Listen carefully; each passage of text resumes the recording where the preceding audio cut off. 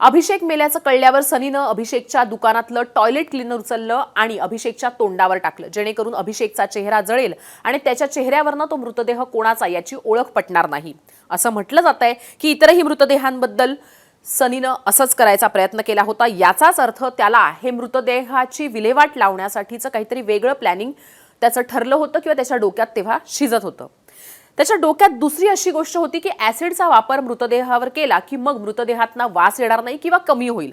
मग हे सगळं उघड व्हायला वेळ लागेल आणि त्याला तोवर इथनं पळून जायला सुद्धा चांगला वेळ मिळेल. त्यानंतर सनी अभिषेकच्या दुकानातना बाहेर पडला आणि तो तडक गेला अभिषेकच्या घरी.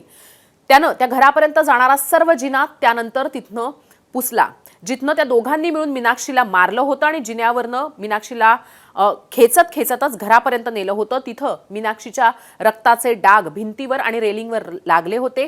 ते हार्पिकनं आणि ब्लिचिंग पावडरनं सनीनं स्वच्छ केले, जिना क्लीन केला. घरी जाऊन त्यानं घराचा दरवाजा बंद केला आणि अभिषेकचे आई वडील जिथं झोपले होते तिथे आसपास असलेल्या वस्तूंवर भिंतींवर उडालेले रक्ताचे डाग त्यानं स्वच्छ केले, साफ केले आणि अगदी चोळून चोळून घासून घासून त्याने ते डाग काढल्याचं तिथं पाहायला मिळते, असं फॉरेन्सिक टीमचं म्हणणं आहे.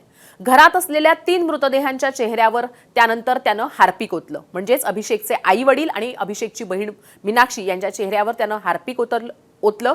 कारणही तेच की हेही चेहरे विद्रूप व्हावे आणि त्यांची ओळख पटू नये. त्यानंतर त्याने ब्लिचिंग पावडर, क्लीनर असं बरंच सगळं घरात टाकून दिलं, जेणेकरून मृतदेह सडू लागले की त्याची दुर्गंधी घराबाहेर जाणार नाही. त्यानंतर त्याच घरात सनीनं अंघोळ केली. तिथंच बसून तो जेवला. लक्षात घ्या, त्या घरात 3 मृतदेह होते. त्यातल्या 3ही मृतदेहांच्या किंवा त्या 3ही मर्डरचा साक्षीदार सनी होता. त्याच्या समोरच या तिघांची निर्गुण हत्या झाली होती. तिथं ते मृतदेह असताना, रक्ताच्या थारोळ्यात पडलेले असताना, तिथं ब्लिचिंग पावडर आणि त्या टॉयलेट क्लीनरचा वास येत असताना सुद्धा तिथंच बसून सनी जेवला. अगदी नेहमी घरात वावरावं तसा तो त्या घरात वावरत होता. एवढंच नाही तर त्यानंतर तो त्याच घरातल्या दुसऱ्या एका बेडरूममध्ये गेला आणि झोपला. तब्बल 10 ते 12 तास तो तिथं झोपला होता, असं त्यानं पोलिसांना सांगितले. आणि त्यानंतर सकाळी तो उठला. त्यानं अभिषेकच्या वडिलांचे, वीरेंद्र यांचे कपडे घातले आणि तो त्या इमारतीतनं बाहेर पडला. सनी त्या इमारतीतनं बाहेर पडत असतानाचा जो CCTV आहे त्या CCTV फुटेजच्या आधारानं पोलिसांनी ही केस सॉल्व्ह केली आहे. Cotton King Aura, linen redefined.